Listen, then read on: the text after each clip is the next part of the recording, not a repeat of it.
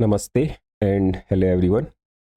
स्वागत है आप सबका हमारे education channel Doon GK valley में, वेयर नॉलेज ब्लूम्स।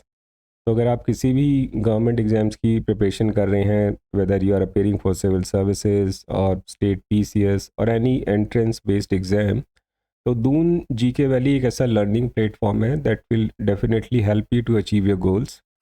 आज की ऑनलाइन क्लास में हम कुछ एमसीक्यू सॉल्व करेंगे इंग्लिश और हिंदी दोनों ही लैंग्वेज में फॉर योर कमिंग एग्जाम्स, जिसमें हम geography, science tech, polity, history, environment, current affairs सभी डोमेन्स को कवर करेंगे। So without wasting any time let's start the class. Okay, तो ये है आपका क्वेश्चन फर्स्ट और ये कहता है कि कंसिडर द फॉलोइंग स्टेटमेंट्स। निम्नलिखित कथनों पर विचार कीजिए। आपको दो स्टेटमेंट्स दे रखे हैं यहाँ पे। पहली है कि it's the world's largest inland water body, ये विश्व का सबसे बड़ा आंतरिक जल निकाय है। फाइन। और सेकंड है आपका Iran lies to its south, इसके दक्षिण में ईरान स्थित है। ठीक है, तो Iran is quite a hot topic these days. आप देख सकते हैं कि जितने भी करंट अफेयर्स हैं या फिर न्यूज़ है उसमें ईरान का नाम बार बार आता है। तो आपके आने वाले एग्जाम्स पे डेफिनेटली इससे रिलेटेड क्वेश्चन आएंगे ही आएंगे। तो चलिए हम देखते हैं कि आपके चार ऑप्शन कौन कौन से हैं। ए है कैस्पियन सी, कैस्पियन सागर। बी है ब्लैक सी, काला सागर। सी है रेड सी, लाल सागर। या डी है आपका मेडिटेरेनियन सी, भूमध्य सागर। तो लेट्स फाइंड आउट कि वो कौन सा ऑप्शन है जो इन दोनों स्टेटमेंट्स को जस्टिफाई करता है। ठीक है, तो दिस इज योर कैस्पियन सी और आप देख सकते हैं कि इट इज़ बॉर्डर्ड और सराउंडेड बाय फ्यू कंट्रीज़। तो वो कौन कौन सी हैं, तो ये है Kazakhstan, Turkmenistan, Iran, Azerbaijan and this is Russia. तो टोटल 5 कंट्रीज़ हैं जिनकी सीमाएं इससे लगती हैं। और आप देख सकते हैं कि ईरान ये आपका नॉर्थ होता है, तो ये आपका साउथ है, ये ईस्ट है, ये वेस्ट है। तो ईरान इसके दक्षिण में स्थित है। ठीक है, तो जो हमारा सेकंड स्टेटमेंट है वो तो जस्टिफाई होता है। ठीक है, वो स्टेटमेंट करेक्ट है। आप इन 5 कंट्रीज़ का नाम याद रख सकते हैं। एक एक्रोनिम है तारिक करके, TARIK, जिसमें टी स्टैंड्स होता है तुर्कमेनिस्तान जो इसके ईस्ट यानी पूर्व में है। ए है अज़रबैजान के लिए जो इसके वेस्ट यानी पश्चिम में है। आर है रशिया के लिए जो इसके नॉर्थ वेस्ट यानी उत्तर पश्चिम में है। आई ईरान साउथ में है ही दक्षिण में। और के स्टैंड्स फॉर कजाकिस्तान जो नॉर्थ ईस्ट में यानी उत्तर पूर्व में। ठीक है, देखिए आपको ना इन कंट्रीज़ के नाम के साथ इनकी डायरेक्शन भी पता होनी चाहिए, क्योंकि अगर आप किसी एग्जाम्स में सब्जेक्टिव लिख रहे हैं तो it will definitely help you. और अगर हम बात करें कि जो विश्व का सबसे बड़ा अंतर्देशीय जल निकाय है तो वो कैस्पियन सागर ही है, कैस्पियन सी ही है। फाइन, तो हमारे दोनों स्टेटमेंट इसमें जस्टिफाई हो जाते हैं। ठीक है, जो ऑप्शन ए है कैस्पियन सी वो आपका सही आंसर है। तो देखिए एक मॉडरेट क्वेश्चन था। अगर दोनों स्टेटमेंट्स में से किसी भी एक स्टेटमेंट का अगर आपको आंसर पता होता तो आप इसको इजीली क्रैक कर सकते हैं। चलिए हम बाकी जो ऑप्शन थे उनको भी थोड़ा ब्रीफली देख लेते हैं। तो जो बी ऑप्शन था वो था आपका ब्लैक सी। तो ब्लैक सी, देखिए ब्लैक सी भी एक इनलैंड सी है जो आपका पूर्वी यूरोप और पश्चिमी एशिया के बीच में स्थित है। और अराउंड 6 कंट्रीज़ हैं जिसकी सीमाएं इससे लगती हैं। वो कौन कौन सी हैं, तो वो है तुर्की या तुर्की है new name, Bulgaria, Romania, Ukraine, रूस और जॉर्जिया। तो एक सिंपल सा निमोनिक है बर्गर टी या टी बर्गर या द बर्गर, इसके थ्रू आप इन 6 कंट्रीज़ का नाम याद रख सकते हैं। नेक्स्ट ऑप्शन था आपका रेड सी। तो रेड सी क्या है कि रेड सी आप कह सकते हैं कि ये हिंद महासागर का एक प्रवेश द्वार है। ठीक है, it is an inlet to the Indian Ocean. और ये आपका अफ्रीका और एशिया के बीच में स्थित है। And it is also bordered by 6 countries, 6 देश हैं जिसकी सीमाएं इससे लगती हैं। वो कौन कौन से हैं, तो उसके लिए एक टर्म है डेसी करके, DESSEY, जिससे आप इन 6 बॉर्डिंग नेशंस का नाम याद रख सकते हैं। तो डी स्टैंड्स फॉर जिबूटी, इसमें डी साइलेंट है। ई है एरिट्रिया के लिए, एस है सूडान के लिए, एस अगेन सऊदी अरेबिया के लिए, ई है इजिप्ट के लिए और वाई है यमन के लिए। फाइन। लास्ट ऑप्शन था आपका मेडिटेरेनियन सी, भूमध्य सागर, जो कि एक अंतर महाद्वीपीय सागर है, इंटरकॉन्टिनेंटल सी, जो आपके जो 3 कॉन्टिनेंट्स है यूरोप, अफ्रीका और एशिया, इनको कनेक्ट करता है यानी जोड़ता है। ठीक है, तो ये आपका यूरोप हो गया, this is your Africa and this is your Asia. ठीक है, टोटल 22 देश हैं जिसकी सीमाएं इससे लगती हैं। तो आप इनके नाम अपने तरीके से याद कर सकते हैं। सिंपली ये कर लीजिएगा कि यूरोप में कितनी कंट्रीज़ हैं, अफ्रीका में कितनी कंट्रीज़ और एशिया में कितनी कंट्रीज़ हैं, तो आपको थोड़ा इजी होगा। ठीक है, हाँ बट इसराइल का नाम जरूर याद रखिएगा, ये भी आजकल काफ़ी हॉट टॉपिक बना हुआ है। फाइन, तो जो हमारा ऑप्शन ए था Caspian Sea is the right answer, जो इन दोनों स्टेटमेंट को जस्टिफाई करता है। फाइन, तो now jump to the next question. Okay, तो नेक्स्ट क्वेश्चन कहता है कि what was the primary foreign policy goal of president Thomas Jefferson of United States in passing the Embargo Act. ठीक है, तो एम्बार्गो एक्ट ये आपका वर्ल्ड हिस्ट्री का क्वेश्चन है। अमेरिका के राष्ट्रपति थॉमस जेफरसन द्वारा एम्बार्गो अधिनियम पारित करने का मुख्य विदेश नीति उद्देश्य क्या था। ठीक है, तो आपके ऑप्शन है A sorry, to declare war on Britain and France, Britain और फ्रांस पर युद्ध की घोषणा करना। बी है आपका to protect American neutrality through economic pressure, आर्थिक दबाव के माध्यम से अमेरिकी तटस्थता की रक्षा करना। सी है आपका to encourage its citizens to move to Europe, अपने नागरिकों को यूरोप जाने के लिए प्रोत्साहित करना। और डी है टू कॉलोनाइज न्यू टेरिटरीज, नए क्षेत्रों का उपनिवेश बनाना। ठीक है, तो एम्बार्गो एक्ट अभी न्यूज़ में क्यों है, why is it in the news? तो अभी आप देख रहे हैं कि वेस्ट एशिया में वॉर चल रहा है, यूएस इसराइल वर्सेस ईरान। तो डोनाल्ड ट्रंप ने क्या किया कि उसने नेटो कंट्रीज से हेल्प मांगी कि you should participate in this war from our side. ठीक है, तो उन्होंने मना कर दिया। तो डोनाल्ड ट्रंप ने कहा कि अगर आप हमारी हेल्प नहीं करेंगे, तो मतलब उसने डायरेक्टली इनडायरेक्टली थ्रेटन किया कि हम फिर एम्बार्गो एक्ट लगा देंगे। ठीक है ना, तो एम्बार्गो एक्ट एक्चुअली होता क्या है? देखिए, एम्बार्गो एक्ट 1807 में पास हुआ था यूनाइटेड स्टेट्स में, और ये क्या करता है कि जो भी आपका फॉरेन नेशंस के साथ बिजनेस होता था ना, ये उसको रिस्ट्रिक्ट करता था। ठीक है, तो हम इसके जो प्रावधान है की प्रोविजंस हैं उसको थोड़ा पढ़ लेते हैं, वो कौन कौन से थे। तो एक था कि भाई जितने भी आप निर्यात कर रहे हैं वस्तुएं, ठीक है, उन पे प्रतिबंध लगाया जाए। ठीक है, मतलब आप एक्सपोर्ट नहीं कर सकते। फिर अंतर्राष्ट्रीय व्यापार को सीमित किया गया, रिस्ट्रिक्टेड इंटरनेशनल ट्रेड। और लास्ट में था कि जो केवल अमेरिका के भीतर घरेलू व्यापार की अनुमति दी गई, allowed only domestic trade with in the US. मतलब क्या था कि जो फॉरेन नेशंस के शिप हैं वो अब इम्पोर्ट्स पे नहीं आ सकते, क्योंकि वो एक्सपोर्ट गुड्स उनको मिलेंगे नहीं ले जाने के लिए, राइट। और जितना भी ट्रेड होगा वो डोमेस्टिकली होगा, मतलब अंदर ही अंदर होगा। ठीक है, राइट ना। तो ये इसके प्रोविज़न थे, बट ये इसकी ज़रूरत क्यों पड़ी कि किसी भी कंट्री को अपने ट्रेड को ऐसे रिस्ट्रिक्ट क्यों करना पड़ा? तो इसका जो बैकग्राउंड था वो ये था कि भाई उस टाइम नेपोलियनिक वॉर्स चल रहे थे। ठीक है, तो जो नेपोलियन था उसकी एक्सपेंशनिस्ट पॉलिसी भी चल रही थी, और वो ब्रिटेन और फ्रांस में लड़ाई चल रही थी, राइट। तो 1815 में एक बड़ी फेमस फाइट हुई है, राइट ना, एक फेमस बैटल हुई है। कोई नाम बताइए उसका कमेंट्स में। तो ब्रिटिश नेवी क्या कर रही थी, वो अमेरिकन सेलर्स को अपने नेवी में ना ज़बरदस्ती भर्ती कर रही थी। ठीक है, वो कह रहे थे कि दे आर आवर सिटीजन्स, तो इनको हमारी तरफ से लड़ना चाहिए। ठीक है, राइट। आप यूएस क्या चाहता था भाई, यूएस न्यूट्रल लेना चाहता था, वो दोनों में से किसी का साइड नहीं लेना चाहता था, बट जो उसके इंटरेस्ट थे वो उसको प्रोटेक्ट भी करना चाहता था। ठीक है, तो अब देखिए, एक तो वैसे ही यूएस को इंडिपेंडेंट हुए ज़्यादा टाइम नहीं हुआ था। ठीक है, अगर वो वॉर के अंदर इन्वॉल्व होता तो ये बड़ा एक मतलब उसके लिए लॉस वाला इवेंट होता, राइट। तो उसने क्या किया कि उसने अपने बिजनेस को ये रिस्ट्रिक्ट कर दिया कि भैया जब इनके साथ हम बिजनेस ही नहीं करेंगे तो ये ज़बरदस्ती हमारे सेलर्स को कैसे कैप्चर करेंगे, राइट। फिर दूसरा क्या हुआ कि जब आप बाकी इन कंट्रीज़ के साथ भी अगर आप एक मतलब जनरली सोचिए, जब जो वहाँ की बिजनेस लॉबी होगी, अगर उनके ट्रेड पे फ़र्क पड़ेगा तो वो अपनी गवर्नमेंट पे प्रेशराइज करते कि भैया हमारे जो बिजनेस है उस पर नेगेटिव इम्पैक्ट आ रहा है। ठीक है, राइट, तो वो इन सब चीज़ों को फिर बंद करेंगे। तो सिंपली तो ये था कि यूएस ने क्या किया कि उसने भैया ट्रेड ही बंद कर दिया, जब हमारे सेलर्स वहाँ जाएंगे ही नहीं तो उनको कैप्चर कैसे करेंगे। फाइन, वैसे ही जो ये एम्बार्गो एक्ट था ना, ये इतना सक्सेसफुल नहीं हुआ। ठीक है, ये यूएस के लिए बैकफायर कर गया था, क्योंकि इन्होंने अब क्या किया, एक्सपोर्ट तो बंद कर दिया था, जो शिप रूट्स थे वो तो बंद कर दिए, बट क्या हुआ कि जो गुड्स थे वो बाय रोड फिर सेल होने लग गए, मतलब ठीक है, मतलब स्मगलिंग होने लग गई उनकी। तो अब इससे क्या हुआ कि ये जो प्लान था उनका बैकफायर कर गया। ठीक है, तो 1809 में इसको टर्न करने के लिए एक एक्ट और आया था। तो अगर आप में से किसी को पता है तो प्लीज़ कमेंट सेक्शन में उसका नाम जरूर लिखिएगा, राइट। तो जो इसका ऑप्शन होगा B, to protect American neutrality through economic pressure, आर्थिक दबाव के माध्यम से अमेरिकी तटस्थता की रक्षा करना। तो एम्बार्गो एक्ट आपका इसलिए लाया गया था। इसमें प्रेसिडेंट का नाम याद रखिएगा, प्रेसिडेंट थॉमस जेफरसन। और एम्बार्गो एक्ट कब आया था आपका, 1807 में। Fine, now move to the next question.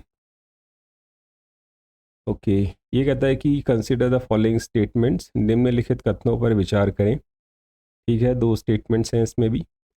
तो फर्स्ट है आपकी Indian Bangladesh share 4096.7 kilometre border, the longest land boundary that India shares with any of its neighbours. Bharat और बांग्लादेश 4096.7 किलोमीटर की सीमा साझा करते हैं। यह भारत द्वारा अपने किसी भी पड़ोसी देश के साथ साझा की जाने वाली सबसे लंबी भूमि सीमा है। तो एक स्टेटमेंट के अंदर भी दो स्टेटमेंट है। ओके। सेकंड है आपका the states of Assam, Tripura, Mizoram, Meghalaya and West Bengal in India share a border with Bangladesh. Bharat के जो 5 राज्य हैं असम, त्रिपुरा, मिजोरम, मेघालय और पश्चिम बंगाल, ये बांग्लादेश के साथ सीमा साझा करते हैं। ठीक है, तो आपने बताना है कि which of the following statements is और आर करेक्ट। निम्नलिखित में से कौन सा कथन सही है या है। ठीक है, तो ए है आपका फर्स्ट ओनली, बी है आपका सेकंड ओनली, सी है आपका दोनों फर्स्ट एंड सेकंड, और डी है आपका नीदर ऑफ देम, इनमें से कोई नहीं। ठीक है, तो अभी क्या है कि देखिए अभी अप्रैल में बंगाल में इलेक्शन होने वाले हैं, राइट। तो आपको उधर से बांग्लादेश बंगाल बॉर्डर या रिवर्स या कोई भी जो नई स्कीम है उससे रिलेटेड क्वेश्चन आएंगे ही आएंगे आपके एग्जाम में, तो बी प्रिपेयर्ड।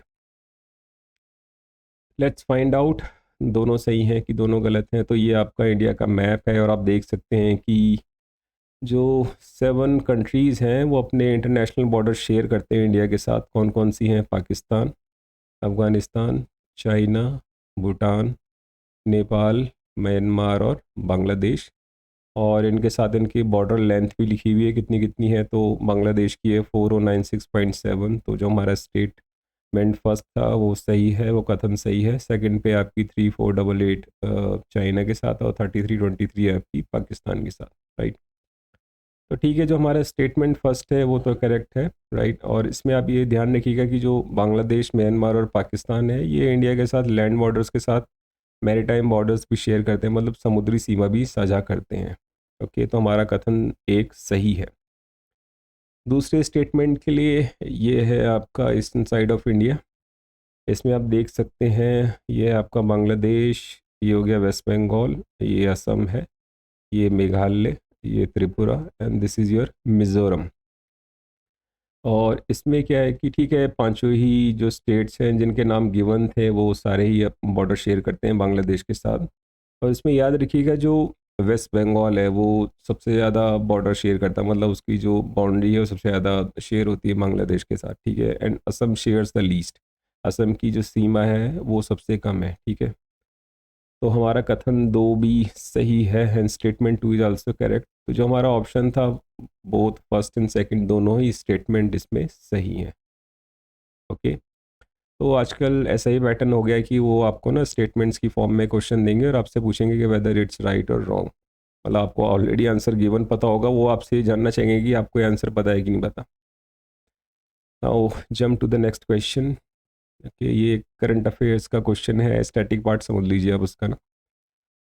तो ये कहता है कि 1 barrel of crude oil is approximately equal to how many litres. एक बैरल कच्चा तेल लगभग कितने लीटर के बराबर होता है। ठीक है, तो ए आपका 100 लीटर, 100 लीटर के बराबर। बी है 159 लीटर्स, 159 लीटर। सी है आपका 200 लीटर्स, 200 लीटर। या डी है आपका 250 लीटर्स यानी 250 लीटर। Let's find out. देखिए बैरल क्या है, बैरल ऑयल इंडस्ट्री के अंदर ना एक स्टैंडर्ड यूनिट ऑफ मेजरमेंट है, एक मानक इकाई है कि जो क्रूड ऑयल है उसका जो प्रोडक्शन कितना हो रहा है या स्टोरेज कितना हो रहा है, ट्रेड कितना हो रहा है, वो हमेशा बैरल में होता है कि इतना मिलियन बैरल आपका प्रोडक्शन हुआ, इतना मिलियन बैरल स्टोरेज हुआ, इतना मिलियन बैरल आपका ट्रेड हुआ। ये आप न्यूज़ में सुनते होंगे, राइट। और जो एक बैरल होता है वो अराउंड 42 यूएस गैलन्स के बराबर होता है, और एक यूएस गैलन अराउंड 3.78 समथिंग कुछ होता है, जिसे आप 42 से मल्टीप्लाई करेंगे तो अप्रॉक्सीमेटली आपका 159 लीटर्स आता है, राइट। हाँ, कहीं कहीं ऑप्शन में ना आपको वो 160 भी दे रखा होगा, तो अगर कहीं 160 दे रखा था आप उस पर टिक कर सकते हैं। ठीक है, वैसे 159 लीटर्स होता है, तो नियर बाय वो शायद आपको 160 भी दे देंगे ऑप्शन में। ठीक है, तो जो हमारा ऑप्शन है B is the right answer. 1 barrel of crude oil is approximately equal to 159 litres. तो एक बैरल कच्चा तेल लगभग 159 लीटर के बराबर होता है। ठीक है, तो now jump to the next question. Okay, ये भी आपका करंट अफेयर्स से रिलेटेड है। ये क्वेश्चन कहता है कि द जल Jeevan Mission has been extended till. जल जीवन मिशन को किस वर्ष तक बढ़ाया गया है। तो ए है 2026 जो अभी करंट ईयर है 2026 तक। बी है आपका 2027 2027 तक, सी है 2028 2028 तक, या डी है आपका 2030 2030 तक। फाइन, चलिए फाइंड आउट।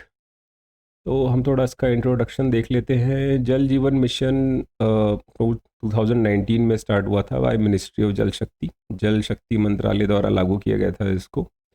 और जो इसका उद्देश्य था वो ये था कि हर ग्रामीण घर तक नल से जल पहुंचाना है, ठीक है, मतलब अराउंड 55 लीटर प्रति व्यक्ति प्रतिदिन, ये इसका ऑब्जेक्टिव था। तो जल जीवन मिशन है, it has been extended till 2028, मतलब इसको 2028 तक बढ़ा दिया गया है। तो हमारा जो ऑप्शन सी है वो सही है, ठीक है। तो क्या कोई अ, आप क्या करिए कि आप कमेंट सेक्शन में भी लिख के बताइए कि जो मिनिस्ट्री ऑफ जल शक्ति है इसको कब इस्टेब्लिश किया गया है, ठीक है, क्योंकि ये दो मिनिस्ट्री को मर्ज करके बनाई गई थी। तो कोई कमेंट सेक्शन में लिख के बता सकता है कि इसको कब स्टार्ट किया गया था, कब इस्टेब्लिश हुई थी ये। फाइन, तो इसमें जो हमारा ऑप्शन सी है 2028, वो that is our right answer. Jal Jeevan Mission has been extended till 2028, Jal Jeevan mission को 2028 तक बढ़ाया गया है। Okay, now jump to the next question. Fine, ये कहता है कि ICJS 2.0 is related to, ICJS 2.0 किससे संबंधित है, ठीक है। ए है आपका एग्रीकल्चर, बी है क्रिमिनल जस्टिस सिस्टम आपराधिक न्याय प्रणाली, सी है आपका एजुकेशन शिक्षा, और डी है आपका बैंकिंग, ठीक है। तो बताने की किससे संबंधित है, तो चलिए फाइंड आउट। देखिए जो ICJS है it stands for inter operable criminal justice system, ठीक है। और ये एक गृह मंत्रालय द्वारा इसको स्टार्ट किया गया है, जो प्रोजेक्ट है गृह मंत्रालय के अंतर्गत आता है। इसका जो मूल सिद्धांत है, जो मतलब इसकी कोर फिलॉसफी है, वो है एक डेटा एक प्रविष्टि, वन डेटा वन एंट्री। अब देखिए क्या है कि जो हमारा ये जो जस्टिस सिस्टम है ना, इसमें काफ़ी सारे डिपार्टमेंट्स होते हैं, ठीक है। तो जैसे जैसे जो केस फॉरवर्ड करता है तो अलग अलग डिपार्टमेंट में जाता है। सपोज़ कीजिए कि एक FIR आपने दर्ज कराई, ठीक है। अब वो दर्ज होगी, फिर वो पहले थाने में होगी, फिर थाने से जो उसकी इन्फॉर्मेशन है वो प्रोसिक्यूटर्स के पास जाती है कि क्या FIR हुई थी, फिर वो कोर्ट्स में जाएगी, वो प्रिजन्स में जाएगी। तो बार बार क्या होता था कि डेटा को एंटर करना पड़ता था, ठीक है। अब इसमें क्या होगा कि इसमें आपने एक बार डेटा एंटर कर दिया और वो ऑटोमेटिकली क्या होगा कि जो भी आपके अभियोजक अदालतें या जेलें होंगी, प्रोसिक्यूटर्स कोर्ट्स या प्रिजन्स होगी, वो ऑटोमेटिकली उनके पास अवेलेबल हो जाएंगी, यानी आपको डेटा को बार बार री एंटर करने की ज़रूरत नहीं पड़ेगी।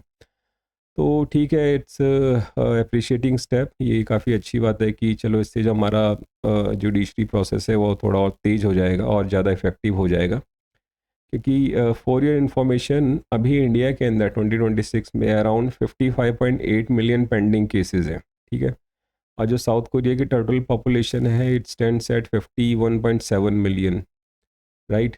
तो आप देख सकते हैं कि ये साउथ कोरिया की पॉपुलेशन से भी ज़्यादा है। तो it's quite a surprising fact.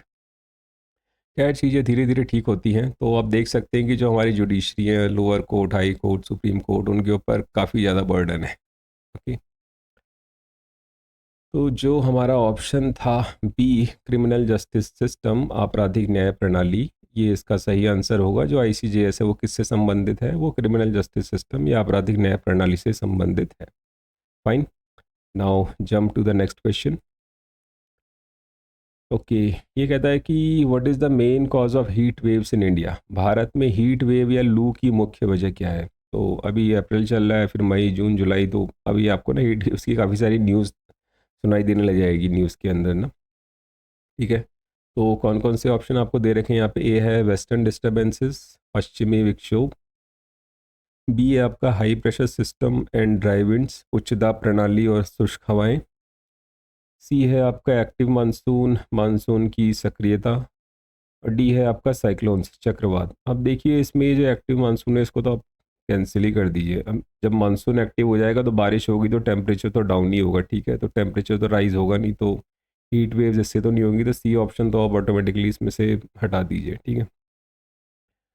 तो सबसे पहले हम देखते हैं हीट वेव होता है क्या। देखिए हीट वेव जनरली क्या है कि कोई भी आपका एक एरिया दे रखा है और वहाँ पे एक किसी पर्टिकुलर टाइम में एक पर्टिकुलर रीजन में जो टेम्परेचर होता है उतना नहीं है, अब नॉर्मली हाई टेम्परेचर है वहाँ पे, और काफ़ी दिन तक अगर वो टेम्परेचर वहाँ पे मेंटेन रहता है, ठीक है, तो तब हीट वेव इज़ डिक्लेयर्ड, तब वहाँ पे हीट वेव की घोषणा की जाती है।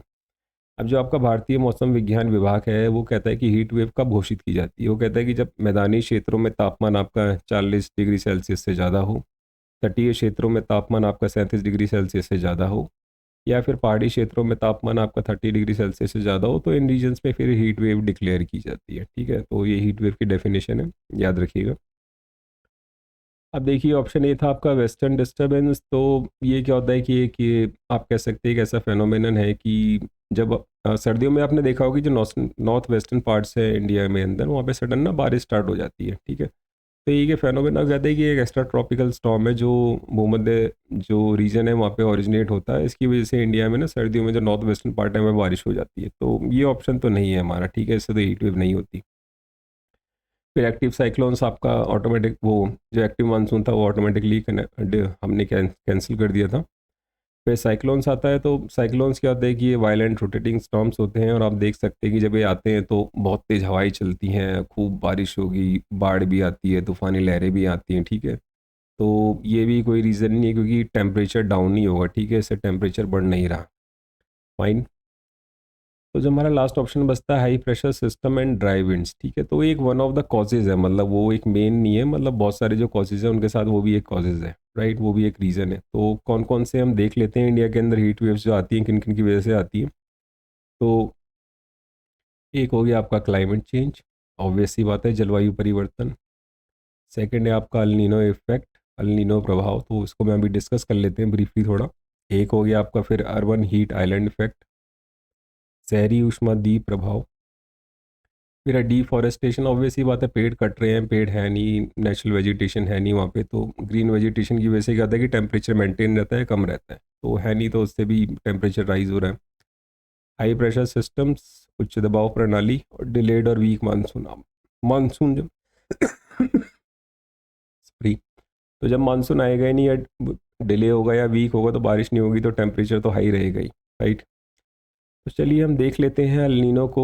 देखिए अल नीनो क्या है कि अल नीनो एक फेनोमेना है। तो जैसे अगर आपको पता होगा कि डिफरेंशियल हीटिंग क्या होती है, डिफरेंशियल हीटिंग मतलब कि जैसे जब धरती गर्म होती है, ठीक है, धरती गर्म हो जाती है तो जो हवाएं हैं वो समुद्र से धरती की तरफ चलती हैं, और जब समुद्र गर्म हो जाता है धरती ठंडी हो जाती है, तो जो हवाएं हैं वो क्या होती हैं, वो धरती से समुद्र की तरफ चलती हैं। ठीक है, एक सिंपल सा ये टर्म है। तो जो हमारा एल नीनो फेनोमेना वो ये है कि जो आपका इक्वेटोरियल रीजन है, ठीक है, तो उसमें जो आपका सेंट्रल और ईस्टर्न पैसिफिक ओशन हो गया, वहाँ पे क्या होता है कि जो इसका पानी होता है ना, वो एबनॉर्मली मतलब ज़्यादा गर्म हो जाता है। ठीक है, और जनरली इसको क्या होना चाहिए, ठंडा होना चाहिए। ठीक है, तो क्या होगा कि यहाँ पे हाई प्रेशर होना चाहिए, लेकिन क्योंकि जब फ्लो होता है वो हमेशा हाई प्रेशर से लो प्रेशर की तरफ होता है। ठीक है, high pressure to low pressure. तो जब ये गर्म हो जाता है तो यहाँ पे भी लो प्रेशर क्रिएट हो जाता है, जबकि यहाँ पे क्या होना चाहिए कि आपका हाई प्रेशर होना चाहिए। तो फिर क्या होंगे, जो आपका साउथ वेस्ट मानसून है, जो आपकी साउथ वेस्ट विंड्स होती हैं, ये वीक हो जाती हैं। ठीक है, तो इसकी वजह से भी क्या होता है कि या तो आपका मानसून डिले हो जाता है या बहुत वीक हो जाता है। ठीक है, तो ये एक रीज़न है। वैसे जो एल नीनो फेनोमेना है ये एक बड़ा टॉपिक है, इसको हम कभी कमिंग डेज में एक वीडियो में सेपरेट इसको हम डिस्कस करेंगे, राइट। ये आपका आप एक हिंदी डायग्राम भी देख सकते हैं इसका। फिर था हमारा एक अर्बन हीट आइलैंड इफेक्ट। तो ये तो खैर सबको पता होना चाहिए कि जो हमारे मेट्रोपॉलिटन सिटीज़ हैं वहाँ पे कॉन्क्रीटाइजेशन हो चुका है। ठीक है, सारे सीमेंट से बने हैं, पेमेंट्स भी जो होते हैं वो सीमेंट्स के होते हैं, हर जगह बिल्डिंग है, आपका जो वेजिटेशन है वो बहुत कम होता है। ठीक है, तो एक टर्म होती है हीट डोम, मतलब ना आपने कभी न्यूज़पेपर में पढ़ा होगा कि मतलब हीट ट्रैप हो जाती है वहाँ पे ना, वो निकल नहीं पाती। ठीक है, तो इस वजह से भी टेम्परेचर बहुत ज़्यादा राइज हो जाता है। ठीक है, तो ये तो वैसे खैर बहुत सिंपल सा है कि भाई जहाँ पे वेजिटेशन ज़्यादा होगा, ग्रीन स्पेस ज़्यादा होगा, तो वहाँ पे लेस हीट होगी। ठीक है, जहाँ पे नहीं है तो वहाँ पे हीट ज़्यादा होगी। तो आप देख सकते हैं कि जो रूरल एरियाज़ होते हैं वहाँ पे टेम्परेचर जनरली कम होता है देन अर्बन एरियाज़। ठीक है, ये इसका हिंदी डायग्राम में आप देख सकते हैं। ओके, तो जो हमारा ऑप्शन सी था हाई प्रेशर सिस्टम। ठीक है, तो हाई प्रेशर सिस्टम क्या है, देखिए हाई प्रेशर सिस्टम में हम सिंपली समझें तो जो आपकी हवा होती है, एयर होती है, वो नीचे की तरफ डिसेंड करेगी, मतलब जाएगी। ठीक है, जब वो नीचे की तरफ जाती है तो कंप्रेस होती है, कंप्रेस होने की वजह से क्या होती है, वो गर्म हो जाती है। ठीक है, जब वो गर्म हो जाएगी तो वो बाहर की तरफ ऐसे आउटवर्ड ना वो फैल जाती है ऐसे करके। तो यहाँ पे क्या होता है, यहाँ पे एक हाई प्रेशर सिस्टम क्रिएट हो जाता है। अब जब हाई प्रेशर सिस्टम क्रिएट होता है तो इसके इफेक्ट क्या होते हैं कि भाई एक तो जो आपका ना आसमान है वो साफ़ हो जाता है, मतलब क्लाउड फॉर्मेशन नहीं होती। ठीक है, तो जो आपकी सनलाइट है वो डायरेक्ट पड़ेगी आप पे। ओके, और जो वेदर है वो भी ड्राई हो जाता है, मतलब मॉइस्चर बहुत कम हो जाता है। और फिर जो विंड्स हैं, ठीक है, देखिए आपने देखा होगा कि कभी कभी जब हवाएं बहुत तेज चलती हैं तो उससे भी टेम्परेचर ड्रॉप होता है। तो बड़ी जो विंड्स होती हैं हाई प्रेशर सिस्टम की वजह से तो लाइट हो जाती है, मतलब वीक हो जाएंगी या फिर मॉडरेट होगी, मतलब बहुत तेज नहीं चलेंगी, राइट।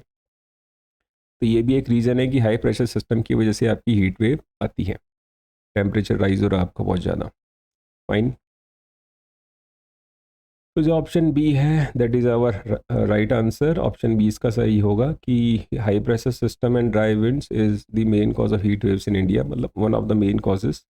देखिए ड्राई विंड्स आप कह सकते हैं कि जैसे जो आपके एरिड रीजन से राजस्थान हो गया, ठीक है, तो यहाँ से जब हवाएं हमारे प्लेन्स की तरफ आती है, सपोज की जो दिल्ली की तरफ आ रही है, राइट, तो क्या होता है कि जो हमारे दिल्ली एरिया सपोज की जो ऑलरेडी इतना गर्म हो चुका होता है कि जब ये विंड्स यहाँ पे आती है ना तो उसमें थोड़ा बहुत जो मॉइस्चर होता है वो भी ख़त्म हो जाता है, तो ये एकदम कम्प्लीटली ड्राई हो जाता है, ठीक है। तो आपका जो टेम्परेचर मेंटेन रहेगा उतना ही 40-45 डिग्री या फिर वो उससे भी ज़्यादा हो जाएगा, ठीक है। तो जो ऑप्शन बी है हमारा इसके अंदर सही होगा, उच्च दाब प्रणाली और शुष्क हवाएं। ओके, नेक्स्ट क्वेश्चन है हमारा, world wild life day is observed on, विश्व वन्य जीव दिवस कब मनाया जाता है, ठीक है। तो जैसे आजकल हालात चल रहे हैं तो वर्ल्ड वाइल्ड लाइफ डे तो डेली ऑब्जर्व करना चाहिए हम लोगों को ना, ठीक है। तो आपके ऑप्शन दे रखे हैं 2 मार्च, 3 मार्च, 4 मार्च, 5 मार्च। तो पहले क्या होता था कि जैसे अगर हमें पता है कि कौन से मंथ में ये आता है तो हम क्रैक कर सकते थे उसको ना, तो आजकल वो थोड़ा ट्रिकी कर देते हैं। वो क्या करते हैं, आपको ना कंसेक्यूटिव डेट्स दे देंगे, ठीक है। तो उसमें आप देख सकते हैं कि 2, 3, 4, 5 है, अगर आपको एग्जैक्ट डेट नहीं पता तो you will miss out the question. तो चलिए लेट्स फाइंड आउट किस दिन हम डे ऑब्जर्व करते हैं वर्ल्ड वाइल्ड लाइफ डे। देखिए जो वर्ल्ड वाइल्ड लाइफ डे है ये 3 मार्च को ऑब्जर्व किया जाता है, और ये 1973 में इसको अडॉप्ट किया था। उस दिन एक कन्वेंशन हुआ था, international trade in endangered species of wild fauna and flora, ठीक है। तो इसकी जो ऑब्जेक्टिव यही है कि भाई अवेयरनेस होनी चाहिए वर्ल्ड्स वाइल्ड एनिमल्स और प्लांट्स के बारे में। और मैं तो कह रहा हूँ कि इसको मतलब डेली ऑब्जर्व करना चाहिए जैसे भी करंट कंडीशन है अर्थ प्लानट की ना। तो इसमें आप क्या कीजिए कि जो इसकी थीम होती है ना उसको याद कीजिए। जनरली क्वेश्चन क्या होते हैं इसके थीम के बारे में पूछे जाते हैं, ठीक है, क्योंकि हर साल चेंज होती रहती है। तो इस साल की जो थीम थी वो थी sustainable wild life shaping a digital future for conservation. Hindi में आप कह सकते हैं सतत वन्य जीव संरक्षण के लिए डिजिटल भविष्य का निर्माण। फाइन। तो जो हमारा वर्ल्ड वाइल्ड लाइफ डे है वो कब ऑब्जर्व किया जाता है, वो 3 मार्च को ऑब्जर्व किया जाता है, यानी 3 मार्च को मनाया जाता है। नेक्स्ट क्वेश्चन, ये भी आपका एनवायरनमेंट से रिलेटेड है और ये इंपॉर्टेंट है। तो क्वेश्चन आपसे पूछता है कि विच international agreement focuses on protecting the environment during armed conflicts. कौन सा अंतर्राष्ट्रीय समझौता सशस्त्र संघर्षों के दौरान पर्यावरण की सुरक्षा पर केंद्रित है। ओके, ए कयोटो प्रोटोकॉल, बी जिनेवा कन्वेंशन, सी है आपका पेरिस एग्रीमेंट या पेरिस समझौता, और डी है आपका Ramsar convention. Let's find out कौन सा ऑप्शन है। ए था कोयोटो प्रोटोकॉल जो 1997 में स्टार्ट है आया था, और ये एक लीगली बाइंडिंग इंटरनेशनल ट्रीटी है। देखिए जनरली ना ये डेवलप्ड नेशंस के लिए है और ये उनको बाध्य करती है, मतलब इन पे एक ऑब्लिगेशन डालती है कि जो आपके GHG एमिशंस है, ग्रीन हाउस गैस एमिशंस हैं यहाँ पे, ठीक है, कार्बन डाइऑक्साइड हो गई और आपका मीथेन हो गया और वाटर वेपर्स हो गए, जो फ्लोराइड गैसेज होती है, ठीक है, इनको ना वो रिड्यूस करे, ठीक है। तो ये डेवलप्ड नेशंस के लिए है, बट ये लीगली बाइंडिंग इंटरनेशनल ट्रीटी है, ठीक है, बाय अंडर द UNFCCC।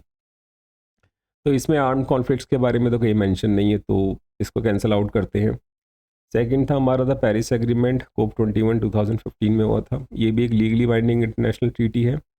इसका जो ऑब्जेक्टिव था कि जो ग्लोबल वार्मिंग हो रही है ना उसको 2 डिग्री सेल्सियस से नीचे रखा जाए, मतलब जो हमारा ग्लोबल एवरेज टेम्परेचर है, ठीक है, राइट ना, वो इंक्रीज हो रहा था, उसको 2 डिग्री सेल्सियस से नीचे रखा जाए, अराउंड 1.5 डिग्री सेल्सियस तक। तो ठीक है, इसमें भी आर्म कॉन्फ्लिक्ट्स के बारे में कहीं मेंशन नहीं है, तो ये हमारा ऑप्शन भी कैंसिल आउट हो जाता है। ओके, एक हमारा डी ऑप्शन था रामसर कन्वेंशन, तो ये तो वेटलैंड्स के बारे में है, आप लोगों को पता होगा, यानी आर्द्र भूमियों के बारे में उनके संरक्षण और उनका विवेकपूर्ण उपयोग सुनिश्चित करना है, ठीक है, इसका ऑब्जेक्टिव ये होता है। और एक अब अडॉप्ट किया गया था FAB 2 में 1971 रामसर ईरान में, तो इसमें भी आर्म्ड कॉन्फ्लिक्ट्स के बारे में कहीं नहीं मेंशन है, तो ये ऑप्शन भी हमारा कैंसिल आउट हो जाएगा। जो हमारा सी ऑप्शन बचता था जिनेवा कन्वेंशंस, तो देख सकते हैं जिनेवा कन्वेंशन क्या था कि एक ना सीरीज थी है 4 इंटरनेशनल ट्रीटीज थी विद एडिशनल प्रोटोकॉल्स, ठीक है। जनरली क्या है कि ये एक अंतर्राष्ट्रीय मानवीय कानून है, ठीक है। जो इसका आधार है वो क्या है, एक अंतर्राष्ट्रीय मानवीय कानून, कि जब भी दो कंट्रीज़ के बीच में या दो से ज़्यादा कंट्रीज़ के बीच में वॉर होता है तो जो ब्रुटैलिटी है, क्रूरता है, उसको कम किया जाए। जैसे ट्रीटमेंट ऑफ सिविलियंस है, या घायल सोल्जर हैं, या जो प्रिजनर्स ऑफ वॉर होते हैं, POWs, ठीक है, राइट ना। तो उसमें ब्रुटैलिटी को लिमिट किया जाए, मतलब जो क्रूरता होती है उसको सीमित किया जाए। तो इसके अंदर कुछ ना एडिशनल प्रोटोकॉल्स भी मेंशन है, ठीक है। प्राइमरली तो ये एक इंटरनेशनल ह्यूमैनिटेरियन लॉ है। तो जो इसके एडिशनल प्रोटोकॉल हैं उनको हम पढ़ लेते हैं। तो एक तो है आपका additional protocol 1 1977 to the Geneva convention, और सेकंड है आपका एनमोड, जिसको हिंदी में आप कहेंगे पर्यावरण संशोधन convention, environmental modification convention and mode of 1976, ठीक है। ये दो हो गए, राइट। तो इन एडिशनल प्रोटोकॉल में जो आर्टिकल 35 और 55 है, अनुच्छेद 35 और 55, तो पहला प्रोटोकॉल तो कहता है कि भाई जो भी आपकी विधियां हैं, मतलब जितनी भी आप गतिविधियां कर रहे हैं या आप कोई भी ऐसा काम कर रहे हैं युद्ध के दौरान, जिससे जो आपका पर्यावरण है उसको मतलब लॉन्ग टर्म के लिए व्यापक, मतलब एक वाइड रेंज में अगर उसको नुकसान पहुंच रहा है या पहुंचने की आशंका हो, तो उन सभी मेथड्स को प्रोहिबिट करता है, वो बैन लगाता है कि भाई आप इन सब चीज़ों को नहीं कर सकते। फाइन। और सेकंड है आपका एनबोर्ड कन्वेंशन, तो इसमें कहता है कि भाई आप एनवायरमेंटल मॉडिफिकेशन इसलिए नहीं कर सकते कि आप सामने वाली कंट्री को नुकसान पहुंचाएं, ठीक है। ऐसा नहीं है कि आप उस पर हैजार्डियस केमिकल की बारिश कर दें, ऐसी ड्रेन करा दें, या आप ऐसी कोई एक्टिविटी करें कि मतलब कि कोई उन पे भूकंप आ जाए या सुनामी आ जाए, ठीक है, राइट ना। अब इन्वायरमेंटल मॉडिफिकेशन होता है, जैसे आपने सुना होगा अभी कि दिल्ली में ना आर्टिफिशियल रेन हो रही थी, ठीक है। अब आर्टिफिशियल रेन करा लें तो वो नेचुरल तो है नहीं, ऑर्गेनिक तो है नहीं, ठीक है। बट क्या है कि आप आर्टिफिशियल रेन इसलिए करा रहे हैं कि जो आपका पोल्यूशन लेवल है वो कम हो जाए, और जो ह्यूमन सफरिंग है वो कम हो, ठीक है। लोगों को काफ़ी दिक्कत होती है पोल्यूशन से। तो वो तो चलिए ठीक है, वो पब्लिक इंटरेस्ट के लिए, अगर आप आर्टिफिशियल रेन करा रहे तो वो पब्लिक इंटरेस्ट के लिए। हाँ, बट ऐसा नहीं है कि लड़ाई हो रही है और आपने दूसरी कंट्री के ऊपर भाई जी मतलब एकदम एसिड रेन करा दी, केमिकल गैसेज छोड़ दी, ठीक है, ऐसे कुछ एक्सप्लोजन किए, कुछ किया कि सुनामी आ गई वहाँ पे, या फिर मतलब भूकंप आ गया, ठीक है। तो ये सब इन सब चीज़ों को वो प्रोहिबिट करता है एनमोड कन्वेंशन, ठीक है। तो it's on the papers, paper में लिखा हुआ है ये सब चीज़ें, राइट ना। अब देखते हैं, कई बार कथनी और करनी में फ़र्क होता है। वेल, तो जो इसमें हमारा ऑप्शन बी है, Geneva convention is the right answer. जो जिनेवा कन्वेंशन है it focuses on protecting the environment during armed conflicts, ठीक है। Now move to the next question. ये भी अभी करंट अफेयर्स में था लास्ट मंथ, और ये इसका एक स्टैटिक पार्ट है, आप कह सकते हैं। तो क्वेश्चन आपसे पूछता है कि the speaker of the Lok Sabha can be removed from office by, Lok Sabha के अध्यक्ष को उनके पद से हटाया जा सकता है। ऑप्शन ए है the president of India, Bharat के राष्ट्रपति द्वारा। बी है आपका resolution passed bye simple majority of Lok Sabha, Lok Sabha के साधारण बहुमत से पारित प्रस्ताव द्वारा, ठीक है। सी ऑप्शन है आपका resolution passed by an effective majority of Lok Sabha, Lok Sabha के प्रभावी बहुमत से पारित प्रस्ताव द्वारा। और डी है आपका the prime minister of India, Bharat के प्रधानमंत्री द्वारा। तो देखिए क्या आता है कि जो स्पीकर ऑफ लोकसभा है उसको ऐसा तो नहीं है कि कोई इंडिविजुअली पर्सन अपॉइंट करता है, ठीक है। उसको एक कलेक्टिव वे में अपॉइंट किया जाता है, सारे जो मेंबर्स है लोकसभा के वो मिलकर उसको अपॉइंट करते हैं।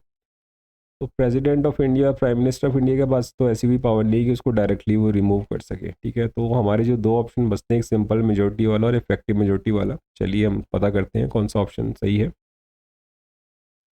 जो कॉन्स्टिट्यूशन ऑफ इंडिया है उसका आर्टिकल 94 अनुच्छेद 94 है, वो इन विषयों से संबंधित है, ठीक है। अब ये क्या कहता है, ये मेंशन करता है कि भाई अगर जैसे जो वैकेशन ऑफ ऑफिस है, मतलब वो पद खाली है या रेजिग्नेशन देना है, त्यागपत्र देना है, या आपके अध्यक्ष या उपाध्यक्ष को पद से हटाना है, ठीक है।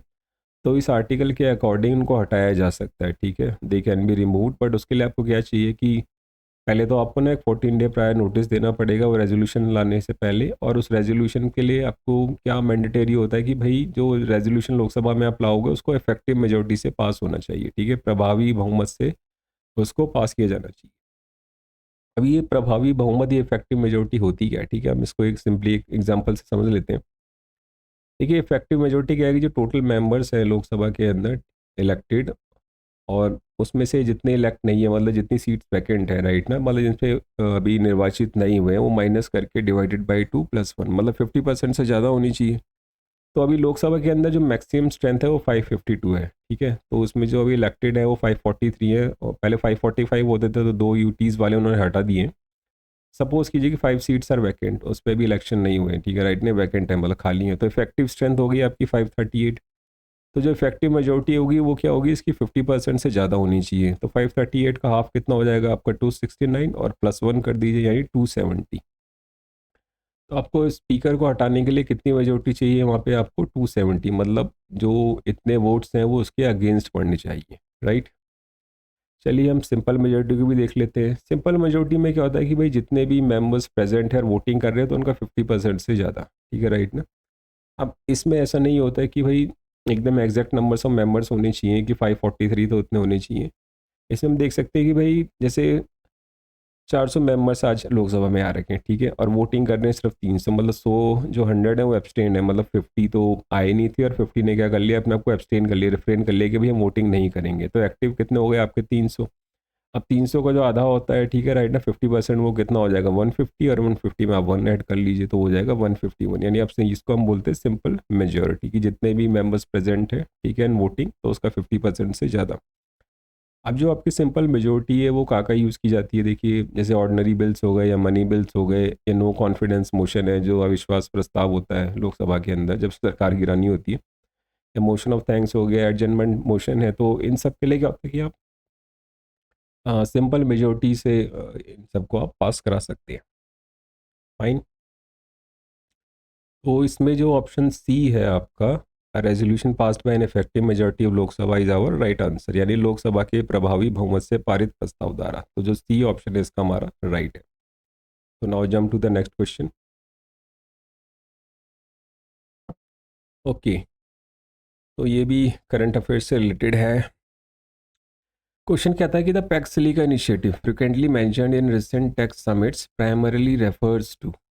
हाल के टैक्स समिट में अक्सर जिक्र की जाने वाली पैक्स सिलिका पहल मुख्य रूप से किससे संबंधित है। ओके, तो ए ऑप्शन है कि maritime security pact in the South China Sea, दक्षिण चीन सागर में समुद्री सुरक्षा समझौता। बी ऑप्शन कहता है कि a global strategic effort to secure semiconductor and AI supply chains, semiconductor और एआई सप्लाई चेन को सुरक्षित करने का एक वैश्विक रणनीतिक प्रयास। सी है आपका new trade agreement between India and the European union for silica sand, Bharat और यूरोपीय संघ के बीच सिलिका रेत के लिए एक नया व्यापार समझौता। और डी है आपका UN led mission for digital literacy in developing nations, विकासशील देशों में डिजिटल साक्षरता के लिए एक संयुक्त राष्ट्र के नेतृत्व वाला एक मिशन।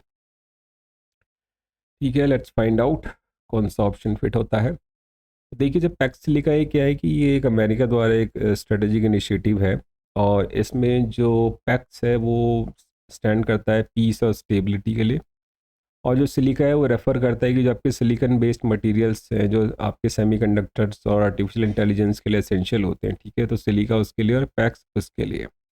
अब इसको इस इनिशिएटिव को लाने की ज़रूरत क्यों हुई, ठीक है, कि भाई ऐसा क्यों है कि जो इनकी सप्लाई है, ठीक है, राइट ना, कि जो भी मटेरियल्स आप ले रहे हैं सेमीकंडक्टर्स या आर्टिफिशियल इंटेलिजेंस चिप्स के लिए जो हाई एंड चिप्स होती हैं, तो उनकी जो सप्लाई चेन है ना वो स्मूथ बनी रहे, कहीं भी मतलब उसके अंदर हिंड्रेंस ना हो। तो ऐसा क्यों है, देखिए जनरली क्या है कि ये जो इनिशिएटिव था इसका मेन ऑब्जेक्टिव था कि किसी भी एक जियोग्राफिक रीजन्स पे डिपेंडेंस ज़्यादा ना हो, जैसे चाइना और ताइवान पे, ठीक है। तो ऐसा क्यों है, मतलब ये ऐसा क्यों है, तो आप देख सकते हैं कि जो ताइवान है, ताइवान एक मैन्युफैक्चरिंग जाइंट है, मतलब अगर आप 60% जो वर्ल्ड्स टोटल सेमीकंडक्टर प्रोडक्शन है जितना भी उसका मैन्युफैक्चरिंग हो रहा है, ठीक है, तो उसमें मार्केट शेयर कितना ताइवान का 60%, राइट, 60% आप सोच सकते हैं। और जितनी भी मोस्ट एडवांस चिप्स हैं बिलो 7 नैनोमीटर, उसका 90% मार्केट शेयर किसके पास है, ताइवान के पास है। तो अगर कल ताइवान में कोई भी पॉलिटिकल इंस्टेबिलिटी होती है या वॉर हो जाएगा, कोई भी चीज़ होगी, तो जो आपकी सप्लाई है यहाँ से वो तो बंद हो जाएगी, ठीक है, और सबसे ज़्यादा प्रोडक्शन और तो इसी के पास है। वैसे भी आप देखते हैं कि चाइना हमेशा कहता रहता है कि ताइवान हमारी ही एक रीजन है, ताइवान चाइना का ही पार्ट है, ठीक है। तो क्या होता है कि जो भी आपके जो सोर्स है ना हमेशा डाइवर्सिफाई होने चाहिए, ठीक है। इससे क्या होगा कि सपोज़ कीजिए कि आपका एक सोर्स अगर बंद भी हो जाता है तो आप बाकी सोर्स से प्रोक्योर कर सकते हैं। जैसे अभी करंट एग्जांपल में आप देख सकते हैं कि वेस्ट एशिया वॉर चल रहा है, तो इंडिया को जैसे एलपीजी की या क्रूड ऑयल की ज़रूरत पड़ रही है, ठीक है, तो आप देख सकते हैं कि स्ट्रेट ऑफ हॉर्मूज जो है वो चोक है, मतलब इतना स्मूथ वहाँ पे शिप्स मूव नहीं कर रहे। तो इंडिया को क्या चाहिए, इंडिया को क्या था कि अगर वो वहाँ से उसको ऑयल नहीं मिल रहा तो इंडिया ने क्या किया कि उसने रशिया से अपना क्रूड ऑयल परचेज कर लिया, ठीक है, वेरी स्मार्ट मूव, वो न्यूट्रल है अभी इंडिया एकदम पूरा, ठीक है। तो ऐसे ही होना चाहिए, मतलब आपके जो सोर्स हैं वो हमेशा डाइवर्सिफाइड होने चाहिए, अगर एक जगह से बंद हो गया तो दूसरी जगह से आप उसको एक्सप्लोर कर सको, राइट।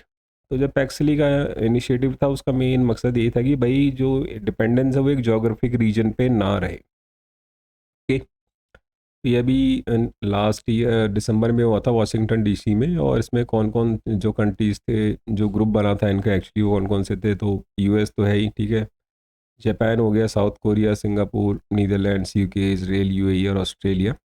और इंडिया ने भी इसको फॉर्मली ज्वाइन कर लिया था फेब 2026 में, आप याद रखिएगा। क्या पता इस स्टेटमेंट के रूप में क्वेश्चन पूछ लें आपसे, जब इंडिया में एआई समिट हुआ था तो तब इंडिया ने इस अलायंस को फॉर्मली ज्वाइन कर लिया था, ठीक है। तो जिसका ऑप्शन बी होगा that is our right answer. जो पैक्सली का इनिशिएटिव है वो क्या है, वो किससे संबंधित है, वो है global strategic effort to secure semiconductor and AI supply chains. Semiconductor और एआई सप्लाई चेन को सुरक्षित करने का एक वैश्विक रणनीतिक प्रयास। Jump to the next question. Okay, question आपसे पूछता है कि despite their name rare earth elements are relatively abundant in the earth's crust, why are they termed rare. अपने नाम के बावजूद रेयर अर्थ एलिमेंट पृथ्वी की पपड़ी यानी क्रस्ट में काफ़ी ज़्यादा मात्रा में पाए जाते हैं, तो इन्हें रेयर क्यों कहा जाता है।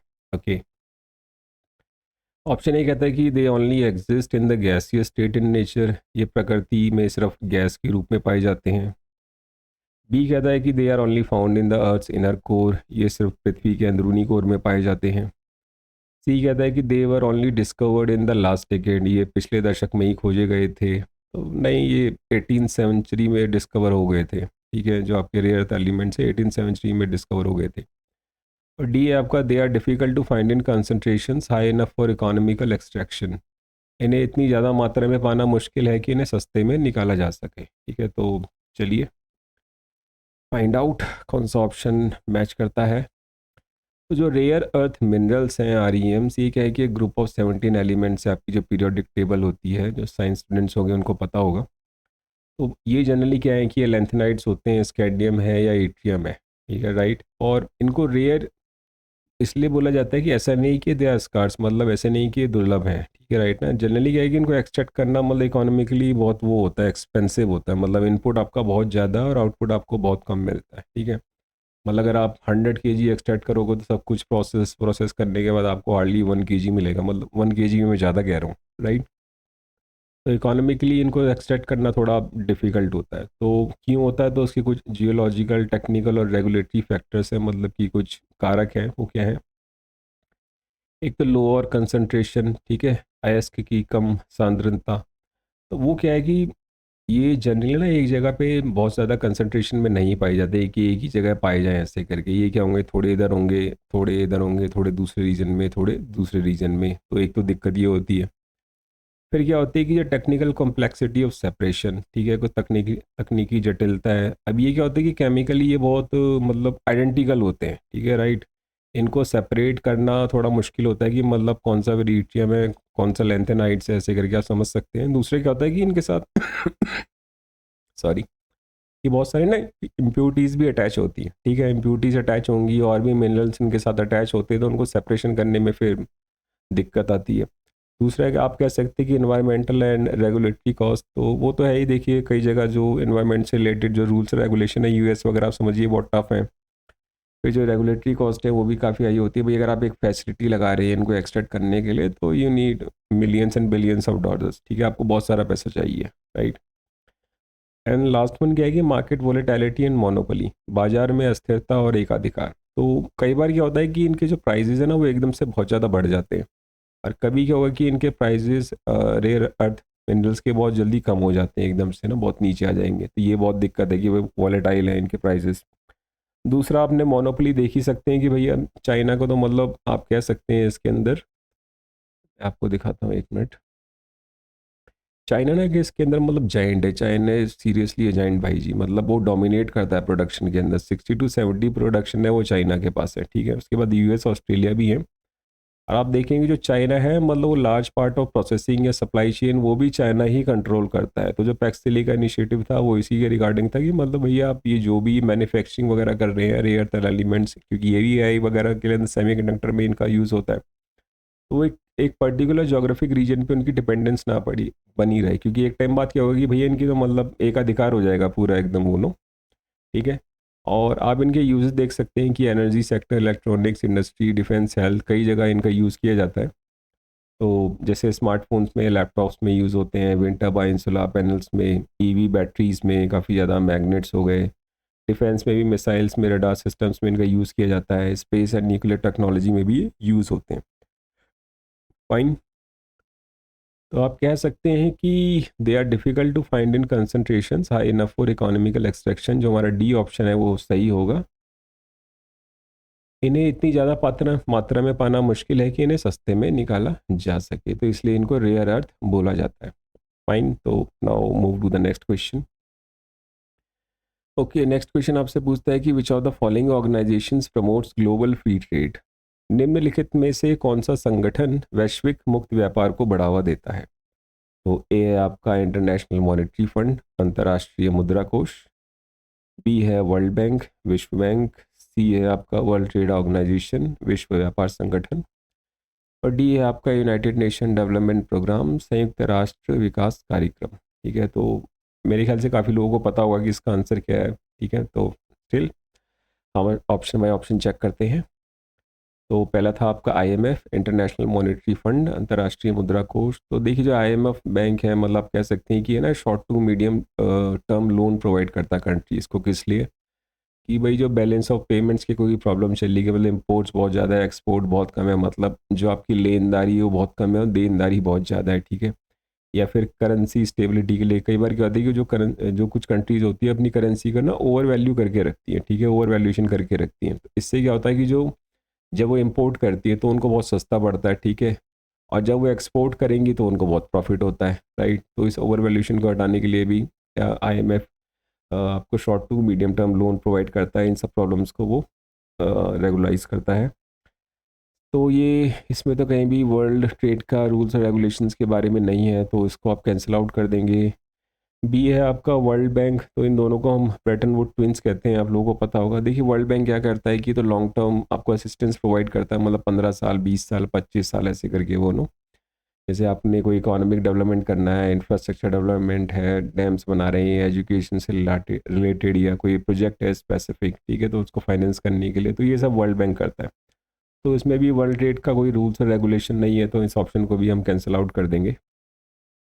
आईएमएफ वर्ल्ड बैंक में डिफरेंस याद कीजिएगा कि जो आईएमएफ वो short to medium term loans provide करता है, जो वर्ल्ड बैंक है वो लॉन्ग टर्म लोन्स प्रोवाइड करता है कंट्रीज़ को। राइट।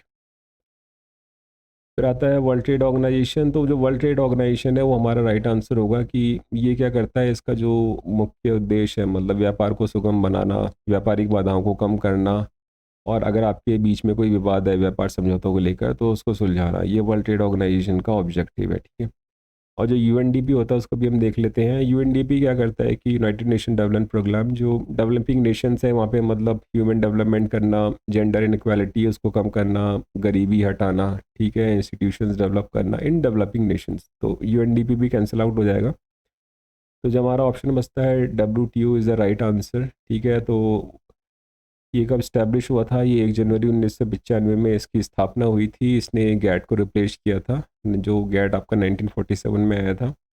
और एक इस चीज़ का परिणाम था, जनरली क्वेश्चन आपके इससे आते हैं कि जो वर्ल्ड ट्रेड ऑर्गेनाइजेशन है वो किसका रिजल्ट था। तो जो आपका यूरुग्वे राउंड नेगोशिएशंस थे, तो उरुग्वे दौर की वार्ता, तब इसके बाद आपका वर्ल्ड ट्रेड ऑर्गेनाइजेशन बना था। ठीक है। और उसका मुख्यालय कहाँ है? जिनेवा, स्विट्ज़रलैंड में। राइट। तो आप ये याद रखिएगा।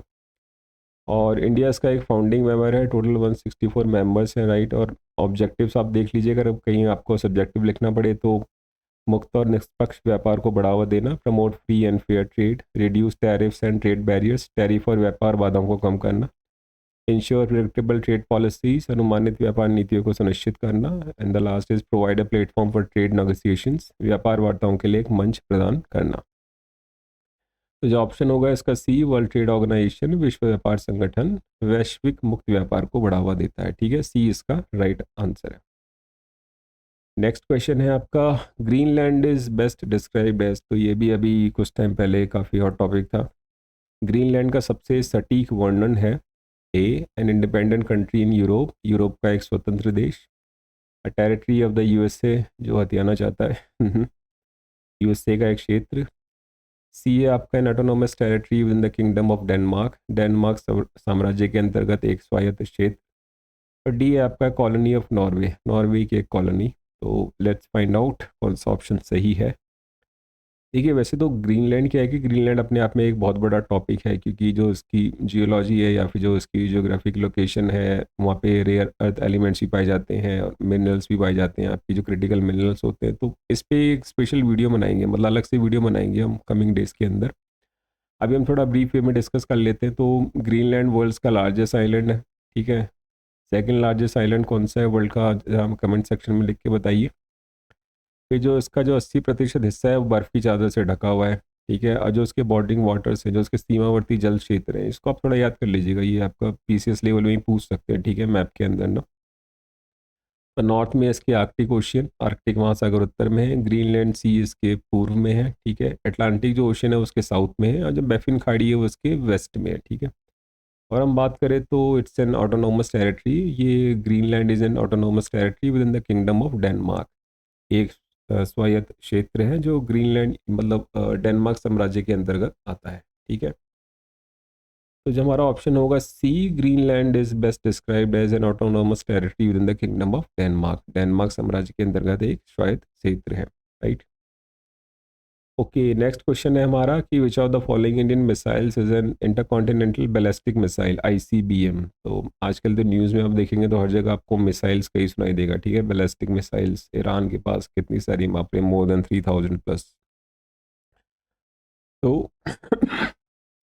क्वेश्चन कहता है आपसे कि निम्नलिखित में से कौन सी भारतीय मिसाइल एक अंतर महाद्वीपीय बैलिस्टिक मिसाइल है, ठीक है। तो ए है आपकी पृथ्वी, बी है अग्नि 5 या अग्नि 5, सी है आकाश, डी है ब्रह्मोस। तो लेट्स फाइंड आउट कौन सा ऑप्शन इसका राइट आंसर है।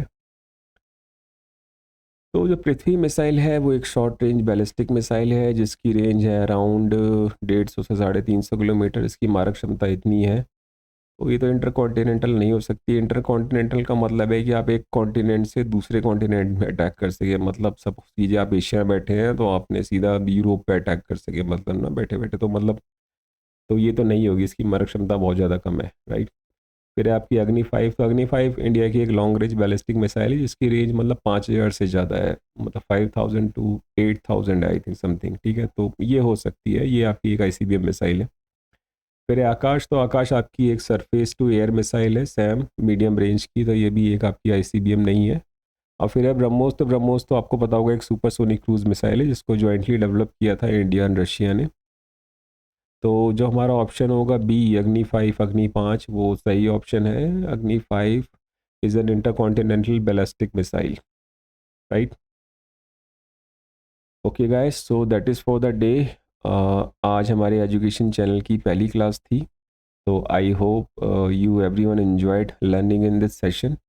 और please hit the like button अगर आपको ये वीडियो अच्छी लगी हो, और हमारे चैनल को सब्सक्राइब करें, और please share it to the other aspirants जिनके लिए काफ़ी बेनिफिशियल हो सकती है। और प्लीज़ अपने जो भी फीडबैक, सजेशंस या डाउट्स हैं हमें कमेंट सेक्शन में लिखिए, तो इससे एक तो हम इम्प्रूव होंगे, ठीक है, और ये हमें मोटिवेट करेंगे for the next coming videos. हमारा चैनल है दून जी के वैली, जिसको आप इंस्टाग्राम पे जाके भी फॉलो कर सकते हैं। So till then, next video तक आप सब अपना ध्यान रखिए। So take care, bye bye, जय हिंद, जय उत्तराखंड।